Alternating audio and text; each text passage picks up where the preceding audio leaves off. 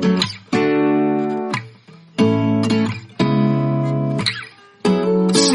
eyes of mine. Hi guys, welcome back to my channel. I don't know why I did that like that. That was not cool. Anyways, welcome back to my channel. And if you guys are on my Instagram, you know very well that the first video I shot was bad and I had to do another one. So I decided to give you guys I woke up like this vibe, you know, like I'm just getting out of bed. Anyways, welcome guys. I'm so excited to have you guys here. Sorry, I think I still have like the sleepy eye thing. Let me try to adjust the camera. I don't know. I'm trying not to have that light distract us. So, welcome. I'm actually very excited because the energy is back. And I was just very worried about the first video because my energy sort of got drained and I didn't want to reshoot because I just do not like fake energy in a video. So I wanted it to still be very much real. Anyways, welcome. Okay, so welcome to all the new subscribers. Thank you to the old subscribers. The returning subscribers, you guys are amazing. Thank you for sticking with me till this point. So if you're new here, my name is Tammy and I live in Germany, and this channel is all about study abroad, living abroad, everything in between, education, career, you know, lifestyle as well. So lately my subscribers, which I sort of obey, my subscribers have been asking for a lot more lifestyle, so I decided to give you guys more lifestyle. So again, welcome to the lifestyle segment of this session. Welcome to this. So again, welcome guys.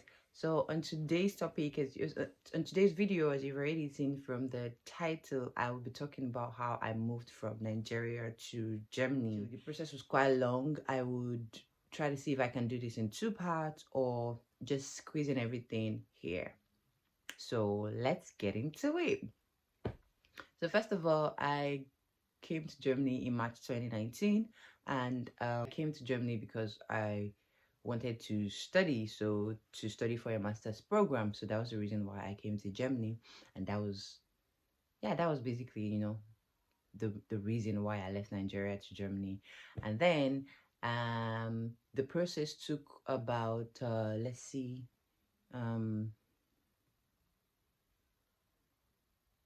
from when I started the process to when I left Nigeria, it took about 8 months. 8 months. So I need you guys to brace up. Get your pen if you need to write anything down. Get your popcorn if you just want to hear the gist. And yes, pretty much that will be it. So just get everything that you need and let's dive right into the topic.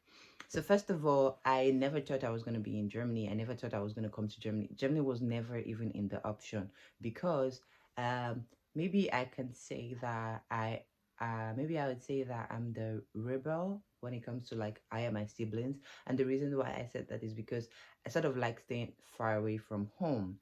So I schooled in University of Port Harcourt. My family also lived there, so it was more of like too close to home. And then I started trying to find a way to leave, like just to go out. I wanted to be far away from home. I felt like I had enough of, you know, my presence being there because she finished. But yeah, anyways, I started looking for schools that I wanted to go to from my 3rd year in university. So for my 3rd year undergrad, that was when I decided that I didn't want to do, and that was when I decided that I wanted to do a master's program. So it wasn't like just something I just came up with like 2 days after graduation or whatever. I came up with that like 3rd year of undergrad, and then I started working towards it. So I started checking for schools that I wanted, programs that I wanted, countries that I wanted. And I was always looking at very far countries. I was looking at New Zealand, Australia, just very far countries. That was what I was looking at because I didn't want to be very close to home.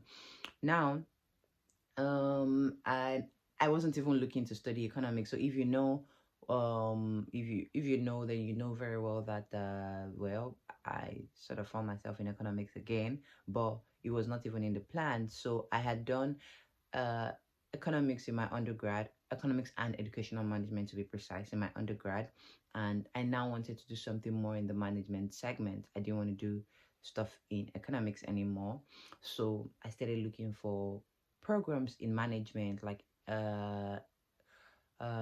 communication management, international business, international management, this stuff where the things that I was looking out for, those were the things that I wanted to do, or even an MBA. So now looking at these things, I realized that I needed to write GMAT. GMAT, I realized that I needed to do IELTS. Like I started looking at, requirements, and I started working towards them. So the moment I was done with undergrad, I started writing these exams, like registered for them, took classes, both with a tutor and self-taught, just got everything that I needed and started taking classes to write my exams.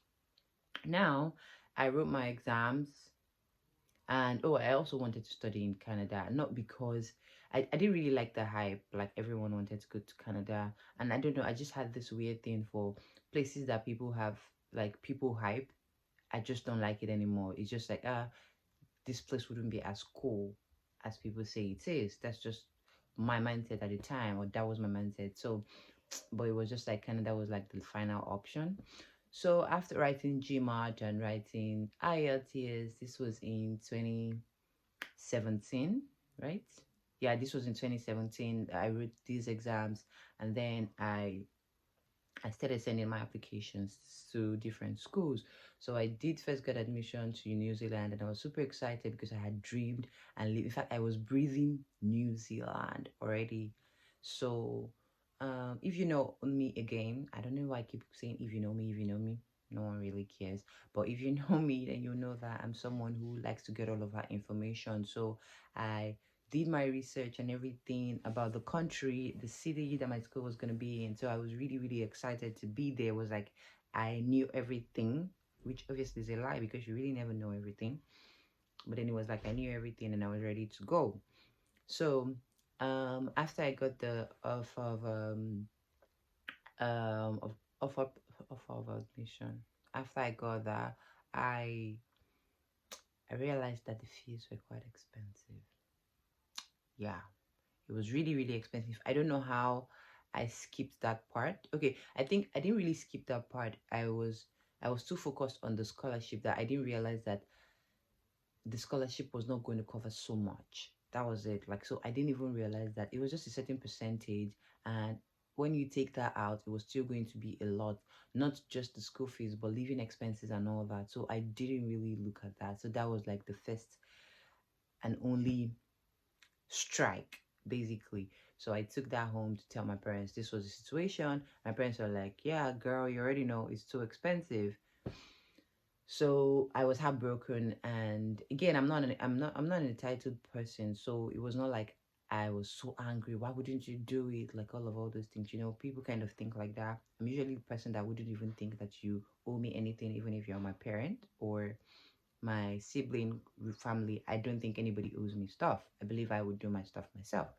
So I um decided, that was when I was determined that I was going to find something that I could either afford, or I was going to find a scholarship, because I didn't want to be heartbroken again. I didn't want anybody to say, oh no, I can't do this for you, because hey, it's their money, they decide what they do with their money.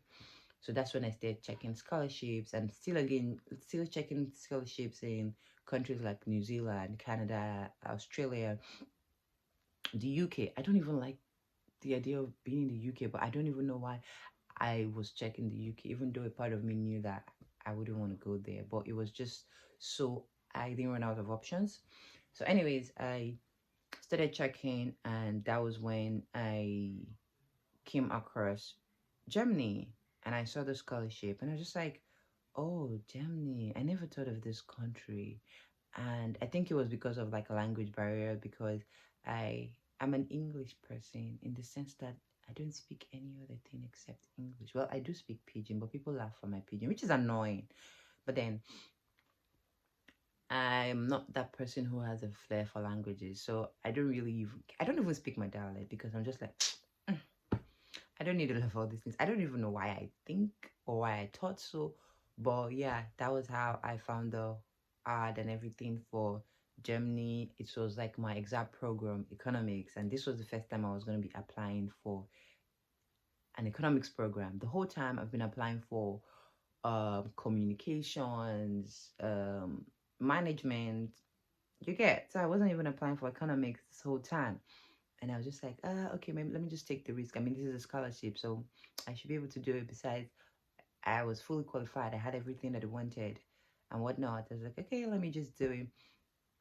So I went further to do the to go through with the application. So I checked and saw that okay, they had I had everything that they needed, and then there was this question on the application form, and the question was if you are not qualified for the scholarship, would you still want the admission either way, something like that. And then now I didn't know what to do because I couldn't afford it. Like at the time, I couldn't afford this to pay the fees. And like contrary to the whole thing, my program paid fees. Like so my program was not entirely free. And so I was quite conflicted and I didn't know if I would still want to go on with it because I was just like if I was not gonna get a scholarship then there was no point because I don't even have this money. And then I asked a friend, and this person said, there's no harm in saying yes that you still want it. That like there's really no big deal. You say it, and if they agree, like if you get this the admission even without the scholarship, you never know. It could also mean that they really want to see how much you want this, not just because of the scholarship. So it could go anyway, you know, it could go both ways. So just click on yes that you would still want it regardless. So I did that. So I clicked yes and I I sent out my application. Now I had applied for my student copy of my transcript. Germany accepts student copy, so I had applied for my student copy. After everything, I had gotten it. So I did the electronic application. Now this was in August. I started this process in July. So it took about a month for me to get my transcript. And then I sent the application online. But after sending the application online, I needed to send those same documents by post. And for me to do that, I needed to verify the document. So it was either I did it through a notary or I had to go to the German embassy. So basically how that works is that you show your original documents and then you go with photocopy. So they would look at the original documents to ensure authenticity of these documents, and then they would stamp and sign on the photocopy stating that they have seen the original, and it's like they can confirm that this is the photocopy of it, so like these documents are authentic. I also did that for the New Zealand application, by the way, but then that one it had to be signed by you know, a senior staff in the university. So my HOD, head of department, did that for me. So that was accepted in New Zealand. Okay. Anyways, let's keep it moving. Now, I will try to end this video here, and I'll do like a two-part. So this is this is the first part, and just look out for the second part, which would not be up to a week before it comes out, and I would shoot that part. So don't forget to like, share, subscribe, comment in the let me see your comments in the comment section. And also, I'd like to hear your own experiences. If you've left Nigeria, if you intend to leave Nigeria, tell me about it. Tell me how the process is going. I'd really love to know more about you. And all of my subscribers, of course. Like, I'd like to know what's up with you guys. Anyways, thank you very much for coming to this part of the video. And I'd see you in the part 2. Bye.